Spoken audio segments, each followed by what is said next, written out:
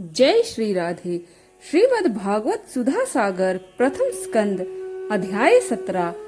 कल के अध्याय में परीक्षित की दिग्विजय तथा धर्म और पृथ्वी का संवाद नामक कथा प्रसंग श्रवण किया। अब आज के अध्याय में महाराज परीक्षित द्वारा कलयुग का दमन कथा प्रसंग श्रवण करेंगे। श्री सूत जी कहते हैं, शौनक जी, वहां पहुंचकर राजा परीक्षित ने देखा कि एक राजवेशधारी शूद्र हाथ में डंडा लिए हुए है और गाय बैल के एक जोड़े को इस तरह पीटता जा रहा है जैसे उनका कोई स्वामी ही ना हो। वह कमल तंतु के समान श्वेत रंग का बैल एक पैर से खड़ा कांप रहा था तथा शूद्र की ताड़ना से पीड़ित और भयभीत होकर मूत्र त्याग कर रहा था। धर्म उपयोगी दूध, घी आदि हविष्य पदार्थों को देने वाली वह गाय भी बार बार शूद्र के पैरों की ठोकरें खाकर अत्यंत दीन हो रही थी। एक तो वह स्वयं ही दुबली पतली थी, दूसरे उसका बछड़ा भी उसके पास नहीं था। उसे भूख लग रही थी और उसकी आंखों से आंसू बहते जा रहे थे। स्वर्ण जटित रथ पर चढ़े हुए राजा परीक्षित ने अपना धनुष चढ़ाकर मेघ के समान गंभीर वाणी से उनको ललकारा। अरे, तू कौन है जो बलवान होकर भी मेरे राज्य के इन दुर्बल प्राणियों को बलपूर्वक मार रहा है? तूने नट की भांति वेश तो राजा का सा बना रखा है, परंतु कर्म से तू शूद्र जान पड़ता है। हमारे दादा अर्जुन के साथ भगवान श्री कृष्ण के परम धाम पधार जाने पर इस प्रकार निर्जन स्थान में निरपराधों पर प्रहार करने वाला तू अपराधी है, अतः वध के योग्य है। उन्होंने धर्म से पूछा, कमल नाल के समान आपका श्वेत वर्ण है, 3 पैर पर न होने पर भी आप एक ही पैर से चलते फिरते हैं। यह देखकर मुझे बड़ा कष्ट हो रहा है। बतलाइए, आप क्या बैल के रूप में कोई देवता हैं? अभी यह भूमंडल कुरुवंशी नरपतियों के बाहुबल से सुरक्षित है। इसमें आपके सिवा और किसी भी प्राणी की आंखों से शोक के आंसू बहते मैंने नहीं देखे। धेनु पुत्र, अब आप शोक न करें, इस शूद्र से निर्भय हो जाएं। गौ माता, मैं दुष्टों को दंड देने वाला हूँ। अब आप रोए नहीं, आपका कल्याण हो। देवी, जिस राजा के राज्य में दुष्टों के उपद्रव से सारी प्रजा त्रस्त रहती है, उस मतवाले राजा की कीर्ति, आयु, ऐश्वर्य और परलोक नष्ट हो जाते हैं। राजाओं का परम धर्म यही है कि वे दुखियों का दुख दूर करें। ये महादुष्ट और प्राणियों को पीड़ित करने वाला है, अतः मैं अभी इसे मार डालूंगा। सुरभि नंदन, आप तो 4 पैर वाले जीव हैं, आपके 3 पैर किसने काट डाले? श्री कृष्ण के अनुयायी राजाओं के राज्य में कभी कोई भी आपकी तरह दुखी ना हो।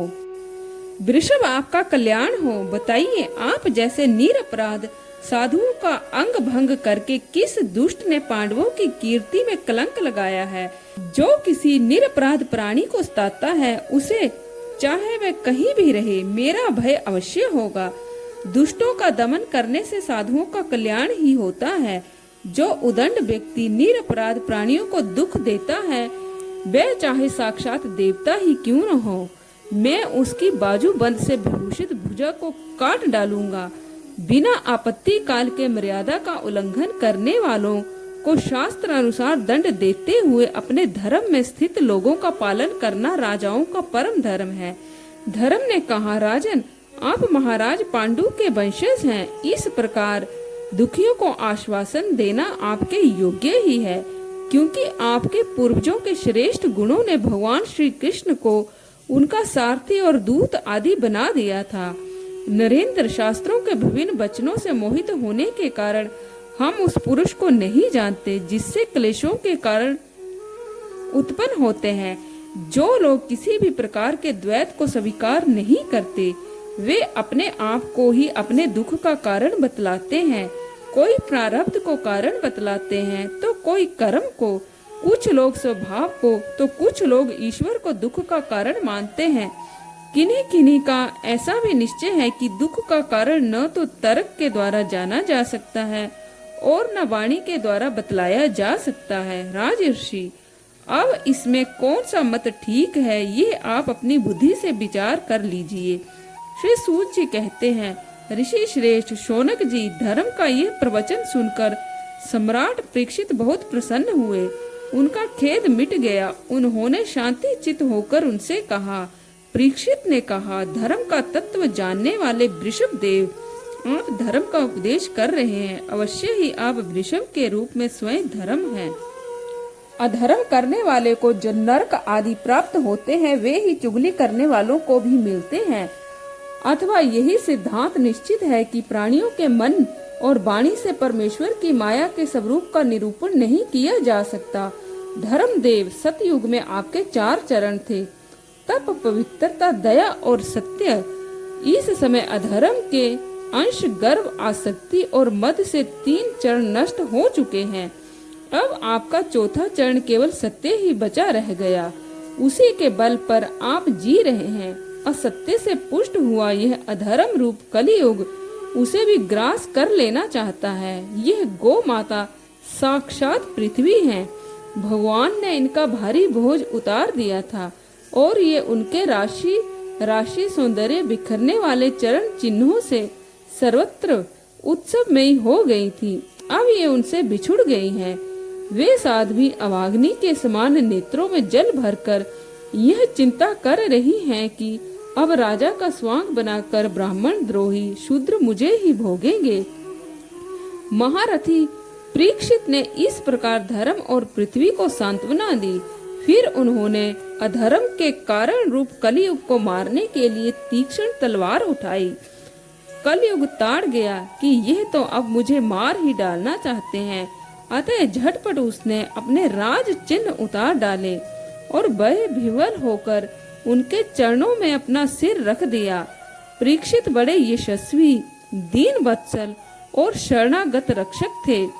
उन्होंने जब कलियुग को अपने पैरों पर पड़े देखा तो कृपा करके उसको मारा नहीं, अपितु हंसते हुए से उससे कहा। परीक्षित बोले, जब तू हाथ जोड़कर शरण आ गया तब अर्जुन के यशस्वी वंश में उत्पन्न हुए किसी भी वीर से तुझे कोई भय नहीं है, परंतु तू अधर्म का सहायक है, इसीलिए तुझे मेरे राज्य में बिल्कुल नहीं रहना चाहिए।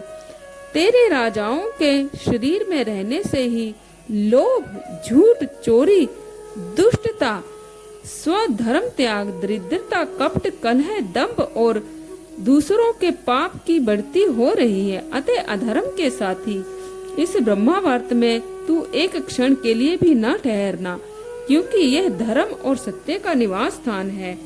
इस क्षेत्र में यज्ञ विधि के जानने वाले महात्मा यज्ञों के द्वारा यज्ञ पुरुष भगवान की आराधना करते रहते हैं। इस देश में भगवान श्री हरि यज्ञों के रूप में निवास करते हैं। यज्ञों के द्वारा उनकी पूजा होती है और वे यज्ञ कराने वालों का कल्याण करते हैं।